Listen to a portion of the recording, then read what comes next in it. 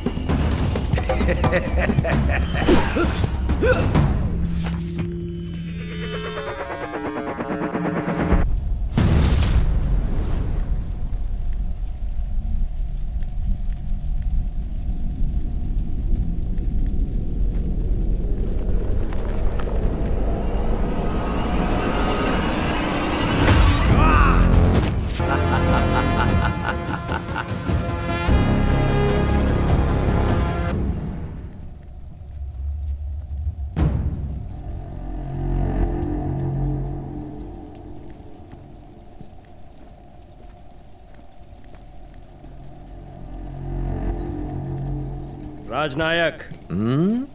तो तुम मुझे जानते हो? युगों युगों में ऐसा शूरवीर पैदा होता है जो अकेले ही पूरी सेना को पराजित कर सकता है। आपके साम्राज्य के नागरिक आपकी प्रशंसा करते थकते नहीं। आज उस पराक्रम को देख भी लिया। अपनी चाटुकारिता की नीति मुझ पर मत चलाओ। मेरे रहते इस राज्य से कोई राजकुमारी तो क्या, एक चिड़िया के बच्चे को भी ले जाने का प्रयास करने वाला जीवित नहीं रहता। ये जानते हुए भी तुमने यह हरकत की अर्जुन। राजनायक सुनो। अब ये मत कहना कि तुम्हारा अपहरण हुआ है। यही कहने वाली थी ना तुम? अगर ऐसा होता तो ये तुम्हारे आगे बैठी होती और तुम इसे पकड़ते। पर ये कन्या तो बड़े आनंद के साथ तुमसे चिपक के बैठी है। तुमने इसका नहीं, इसने तुम्हारे दिल का अपहरण किया है। हम दोनों ने एक ही गुरु से तलवार चलाना सीखा है। शरीर की बजाय तुमने दिल पर घाव किया। ये हमारे शत्रु राज्य के राजकुमार हैं। तुम्हारे पिता से तुम्हारी बहस हुई और इस अपहरण की योजना ने जन्म ले लिया।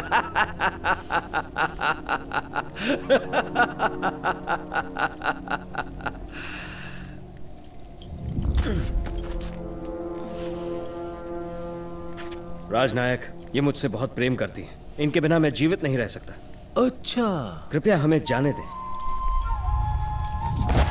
अगर केवल राजा की पुत्री को बचाने की बात होती तो मैं तुम्हें जाने देता, किंतु मेरे आने का कारण अपनी पत्नी को बचाना है।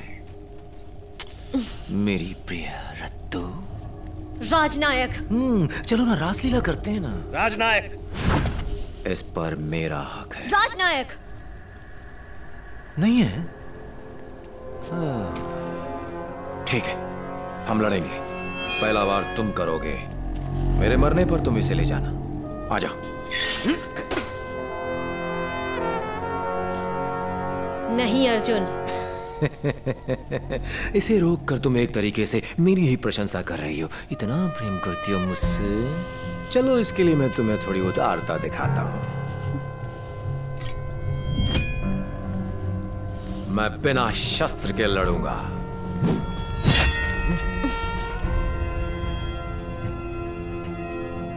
और बिना ढाल के। आजा, मुझे मारने के पश्चात रत्ना तेरी हो जाएगी। आजा। ऐसा सुनहरा अवसर दोबारा नहीं मिलेगा। मेरे धैर्य की सीमा बहुत अल्प है।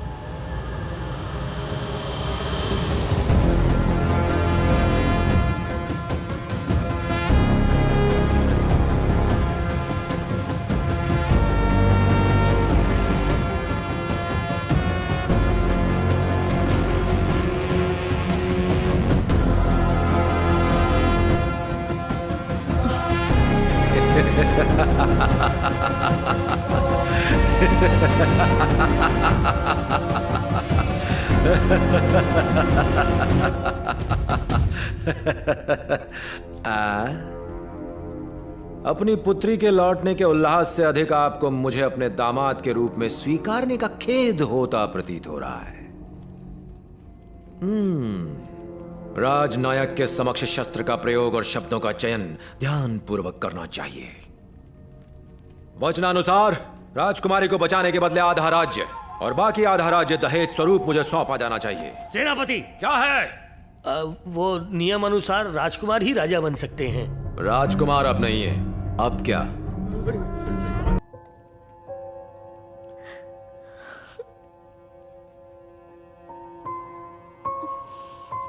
खड़े क्यों हो? राज्याभिषेक और विवाह की तैयारियां प्रारंभ कर दी जाएं। और होने वाली नई वधू जाकर थोड़ा विश्राम कर सकती है।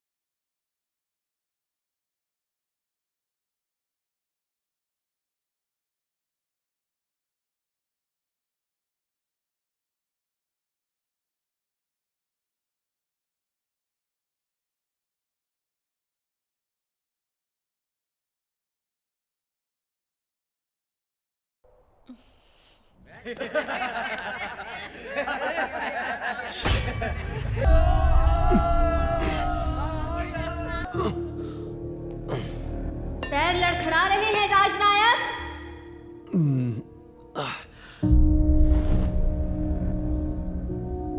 ये छल कपट मैंने तुमसे ही सीखा है।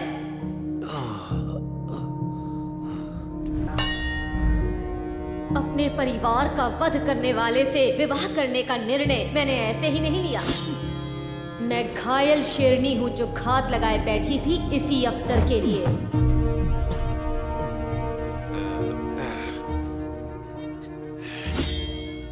सही समय पर वार करना ही सटीक युद्ध नीति है।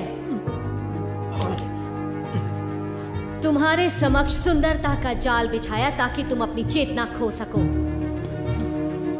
मेरे सौंदर्य ने तुम्हारी कामुकता को जगा दिया। मैंने जीवन भर अपने केशों को केवल गुलाब के जल से धोया और सुगंधित किया, लेकिन आज मैंने विष से सुगंधित किया। कामुकता में अंधे होकर कुछ नहीं देख पाए।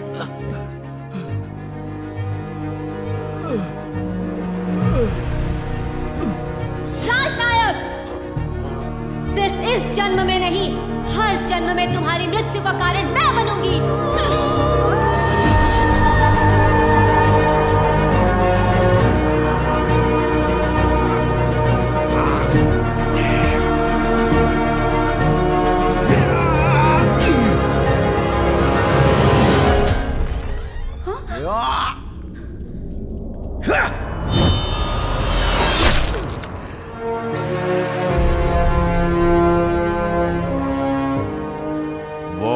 जीवन भर एक क्रूर राक्षस बना रहा। रत्न महादेवी के अभिशाप से वो दुनिया का सबसे भयानक हैवान बन चुका है।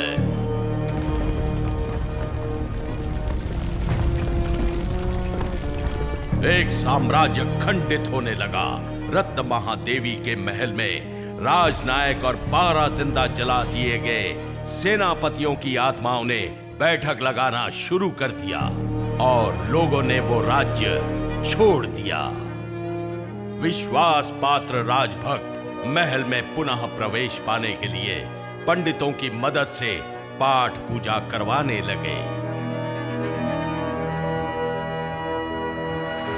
राजनायक से हुआ पाप हजारों ब्राह्मणों की हत्या से भी बड़ा पाप है। जब तक उसे इस श्राप से मुक्ति नहीं मिलेगी, इस महल में परलौकिक गतिविधियां नहीं रोकी जा सकती। लेकिन ये आसान नहीं है। एक ऐसा परिवार जिसके सभी सदस्यों ने रोहिणी नक्षत्र में जन्म लिया हो, उनकी बलि चढ़ानी होगी। उसी स्थिति में राजनायक की आत्मा को इस श्राप से हमेशा के लिए मुक्ति मिल पाएगी। मेरी फैमिली के सभी सदस्यों का जन्म रोहिणी नक्षत्र में हुआ है। ये रस्म अगर होगी तो कंवारी कन्या द्वारा होगी, जो अपने वंश की अकेली कन्या हो। उसकी आत्मा तुम्हारे पास आई, समझ में आता है, लेकिन मेरे घर पर क्यों आई? यज्ञ पूर्ण हो जाने के बाद भी एक विचित्र समस्या है। राजनायक को श्राप से छुटकारा मिलेगा, किंतु परंतु उसकी आत्मा की दुष्ट प्रवृत्ति पर विश्वास नहीं किया जा सकता।